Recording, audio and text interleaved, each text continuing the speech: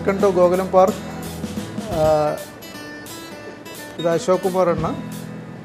ഞാനിവിടെ പേസ്ട്രി ഷോപ്പായിട്ട് ജോലി ചെയ്യുന്നു. നമ്മൾ ഇന്ന് ഇവിടെ ചെയ്യാൻ വേണ്ടി പോകുന്നത് ഹണി കോക്കനട്ട് പുഡിംഗ്. അതെങ്ങനെയാണ് ചെയ്യുന്നതെന്ന് നോക്കാം നമുക്ക്.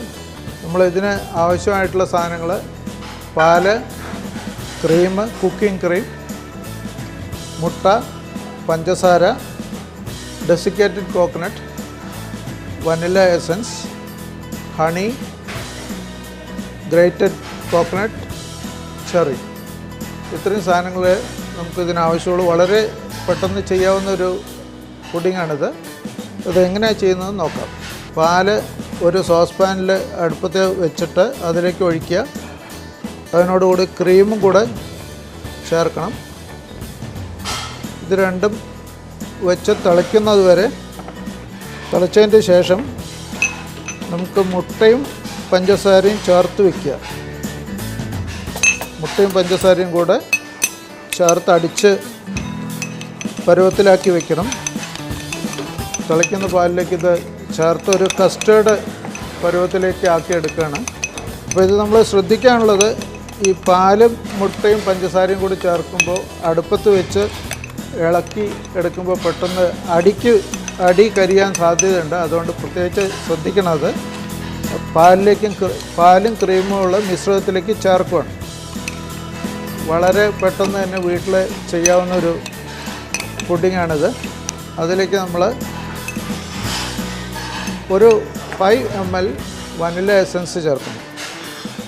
ഇതിലേക്ക് നമ്മൾ ചെയ്യുന്ന നമ്മുടെ ഡെസിക്കേറ്റഡ് കോക്കനട്ട് എന്ന് പറയും, ഡ്രൈ കോക്കനട്ട് പൗഡറാണിത്. ഡെസിക്കേറ്റഡ് കോക്കനട്ട് എന്ന് പറഞ്ഞാൽ ഇപ്പോൾ നമുക്ക് വാങ്ങിക്കാൻ കിട്ടും. ബേക്കറി ഇൻഗ്രീഡിയൻസ് വാങ്ങിക്കുന്ന കടകളിലൊക്കെ നമുക്കിത് വാങ്ങിക്കാൻ കിട്ടുന്നതാണ്.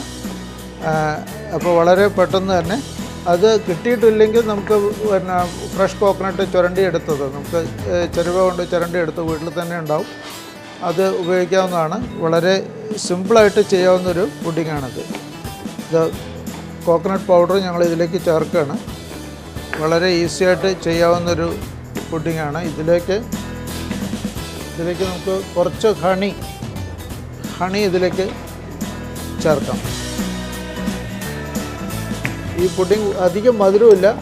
അപ്പോൾ ഈ ഹണി കൂടെ ചേർക്കുമ്പോഴാണ് നമുക്ക് നല്ല സ്വാദുണ്ടാവുക.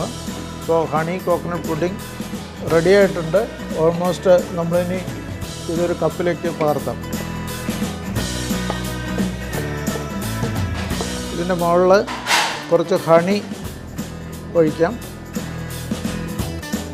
പൊതുവേ ഈ പുഡിങ് വളരെ മധുരം കുറവായതുകൊണ്ട് ഹണി കൂടെ ചേർത്തുമ്പോഴേ നല്ല മധുരം ഉണ്ടാവുള്ളൂ. അപ്പോൾ അതിലേക്ക് നമ്മൾ ഗാർണിഷിങ് ചെയ്യാൻ വേണ്ടി കോക്കനട്ട് ചീവിയെടുത്ത കോക്കനട്ട് ഉപയോഗിക്കുകയാണ്. നമ്മളൊരു പൂവിൻ്റെ ആകൃതിയിൽ മറ്റേ വയ്ക്കാം. നമുക്ക് ഏത് തരത്തിൽ വേണമെങ്കിലും അത് ഗാർണിഷ് ചെയ്തെടുക്കാം. വളരെ സിമ്പിളാണ്. വീട്ടിൽ എല്ലാവർക്കും ചെയ്ത് നോക്കാവുന്നതേ ഉള്ളൂ. ഒന്നുകൂടെ അട്രാക്റ്റീവ് ആക്കാൻ വേണ്ടിയിട്ട് ഇതിൽ ഒരു ചെറി സെൻറ്ററിലേക്ക് വയ്ക്കാം. ഈ പുഡിങ് ഓൾമോസ്റ്റ് റെഡിയായി. ഇനിയിപ്പോൾ ഇത് കുറച്ച് നേരം, ഒരു 2 മണിക്കൂർ നേരത്തേക്ക് നമുക്ക് ഫ്രിഡ്ജിനകത്ത് വയ്ക്കാം. അപ്പോൾ നല്ല തണുപ്പായിരിക്കും. സാധാരണ പുഡിങ്സ് തണുപ്പായിട്ടാണ് സെർവ് ചെയ്യുന്നത്. അപ്പോൾ അങ്ങനെ നമുക്കിത് ഫ്രിഡ്ജിലേക്ക് വെച്ചിട്ട് ഒരു 2 മണിക്കൂർ കഴിഞ്ഞ് എടുത്ത് നമുക്ക് ഉപയോഗിക്കാം. വളരെ പെട്ടെന്ന് ചെയ്യാവുന്നൊരു പുഡിങ്ങാണിത്. വീട്ടിൽ നമുക്ക് ആരെങ്കിലും വരുന്നവരൊക്കെ വരുമ്പോൾ തന്നെ നമുക്കിത് പെട്ടെന്ന് ചെയ്യാവുന്നതേ ഉള്ളൂ. വളരെ ഒരു 10 മിനിറ്റ് സമയം കൊണ്ട് നമുക്ക് ചെയ്യാവുന്ന ഒരു പുഡിങ്ങാണിത്.